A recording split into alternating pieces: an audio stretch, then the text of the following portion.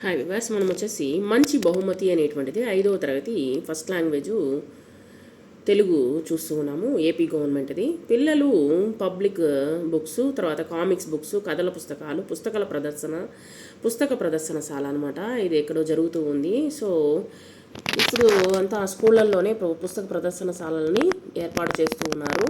ఈ విధంగా అమ్మకానికి పుస్తకాలు వస్తున్నాయి. ఆ పుస్తకాలని కొనుక్కుంటున్నారు పిల్లలు. మంచి బహుమతి, జన్మదిన శుభాకాంక్షలు. మంచి బహుమతి. ఆ రోజు వియాన్ పుట్టినరోజు. వియాన్కు అందరూ పుట్టినరోజు శుభాకాంక్షలు చెప్పారు, బహుమతులు ఇచ్చారు. వియాన్కి వాళ్ళ మామయ్య ఒక బహుమతి తెచ్చాడు. మామయ్య, ఇదిగో వియాన్, నీకు ఒక ప్రత్యేక బహుమతి అన్నారు. వియాన్, ఏంటి మామయ్య? అబ్బో, కథల పుస్తకాలు. మామయ్య, అవునురా, నీకు పుస్తకాలంటే ఇష్టం కదా, నువ్వు కూడా పుస్తకాలు చదివి గొప్పవాడివి కావాలని ఇచ్చాను అని చెప్పి చెప్తున్నారనమాట. వియాన్, పుస్తకాలు చదివితే గొప్పవాళ్ళు అవుతారా మామయ్య? పుస్తకం చదువుతుంటే చాలా హాయిగా ఉంటుంది, వినోదంగా ఉంటుంది అన్నాడనమాట వియాన్.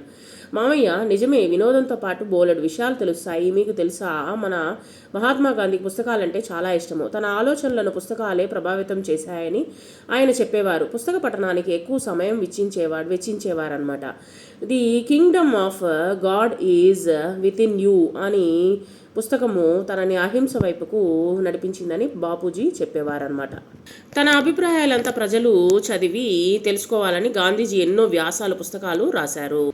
అందుకే గాంధీ మహాత్ముడు అంత గొప్పవారయ్యారనమాట అని చెప్పేసరికి మామయ్య, అవును, పుస్తక పఠనము అలాంటిదిరా.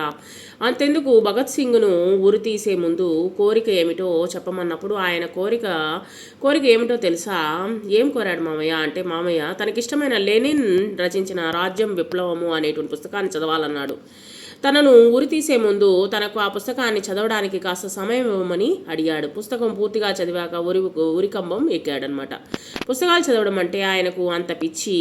వియాన్, నాకు ఇవన్నీ తెలియవు మామయ్య, చాలా ఆసక్తిగా ఉంది. మరికొందరి గురించి చెప్పవా అంటే, మామయ్య, డాక్టర్ బిఆర్ అంబేద్కర్ గురించి తెలుసు కదా నీకు, మన రాజ్యాంగ నిర్మాత. ఆయన అమెరికా, ఇంగ్లాండ్లో చదువుకున్నాడు.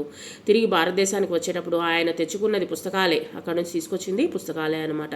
కాబట్టి ఆయన రోజు రాత్రి 2 గంటల సేపు పుస్తకాలు చదివేవారు. ఆయన సొంత గ్రంథాలయంలో 52,000 పుస్తకాలు ఉండేవి. కాబట్టి పుస్తకాల పఠనం అనేటువంటిది చాలా ఇంపార్టెంట్ అనేటువంటిది ఇక్కడ మనకు చెప్తూ ఉన్నారనమాట. పుస్తకాలు 52,000 పుస్తకాలు ఉన్నాయంట. వియాన్, అమ్మో, అన్ని పుస్తకాలే మామయ్య. ఆయన చనిపోయేటప్పుడు చదువుతూనే ఉన్నారు.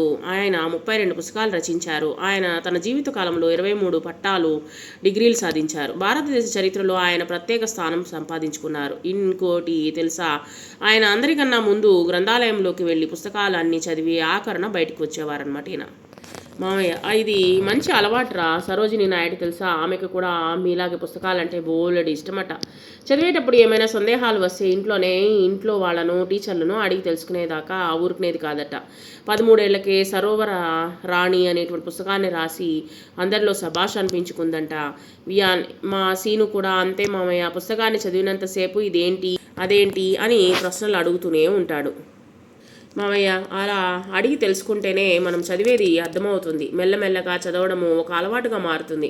మన మాజీ రాష్ట్రపతి డాక్టర్ అబ్దుల్ కలాం తాను అంత అత్యున్నత స్థానానికి చేరడానికి పుస్తకాలే కారణమని అన్నారు. పుస్తకాలు శాశ్వత స్నేహితులు అంటారు ఆయన. వియాన్, నిజమే మామయ్య, పుస్తకాలు మనకు చాలా విషయాలు నేర్పుతాయి. మా బడిలో మంచి పుస్తకమే మంచి స్నేహితుడు అని రాసి ఉంటుంది. మామయ్య, అవును, పుస్తకాలే మనకి నిజమైనటువంటి నేస్తాలు. కాబట్టి ఎంతోమంది మహానుభావులు పుస్తకాలు పఠనం అనేటువంటిది చేశారు. కాబట్టి మనం కూడా వచ్చేసి పుస్తకాలని మనము చదువుతాము. బహుమతి కానుక నిర్మాత తయారు చేసిన వారు అహింస అంటే హింస లేనిటువంటి వారు. తర్వాత వచ్చేసి మాజీ మునుపటి సరోవరము, కొలను లేదా చెరువు, నేస్తాలు అంటే స్నేహితులు. చిలకమర్తి లక్ష్మీ నరసింహం గురించి తెలుసుకుందాము. 26/9/1867, 17/4/1946 వరకు ఉన్నారు. చిలకమర్తి లక్ష్మీ నరసింహం గారు కవి, నాటకకర్త, నవలాకారుడు. గయోపాఖ్యానము, కీచక వధ వంటి నాటకాలు, రామచంద్ర విజయము, గణపతి వంటి నవలలు, బల్లట, కృపాంబోనిధి శతకాలు రాశారనమాట. ఈయన స్వీయ చరిత్ర రాశారు. కందుకూరి వీరేశలింగం చేపట్టినటువంటి సంఘ సంస్కరణ స్ఫూర్తితో దళితుల విద్యాభివృద్ధి కోసము పాఠశాల ప్రారంభించి నిర్వహించారు. ఈయన చాలామంది చదువుకోవడానికి కారణం అనేటువంటిది కందుకూరి వీరేశలింగం గారు బాల్య వివాహాలు, వితంతు వివాహాలు, తర్వాత వచ్చేసి ఆడపిల్లల యొక్క చదువులు, వీటి గురించి ఎక్కువగా శ్రద్ధ తీసుకున్నారనమాట చిలకమర్తి లక్ష్మీనరసింహ గారు. ఆ కాలంలో వచ్చేసి ఆడవాళ్ళకు వచ్చేసి చదువు అనేటువంటిది నేర్పించేవాళ్ళు కాదు. ఆ కాలంలో ఆయన విప్లవం మాదిరిగా తీసుకొని వచ్చి సంఘ సంస్కరణ అనేటువంటిది తీసుకొని వచ్చి ఆయన చాలామందికి విద్య అనేటువంటిది నేర్పించి విద్యాభివృద్ధి అనేటువంటిది చేపట్టడము, సంఘ కార్యక్రమాలు అనేటువంటిది సంఘ సంస్కరణ కార్యక్రమాలు అంటే సంఘాన్ని బాగా అభివృద్ధి చేయడంలో ఈయన యొక్క వంతు అనేటువంటిది ఎక్కువగా ఉండింది.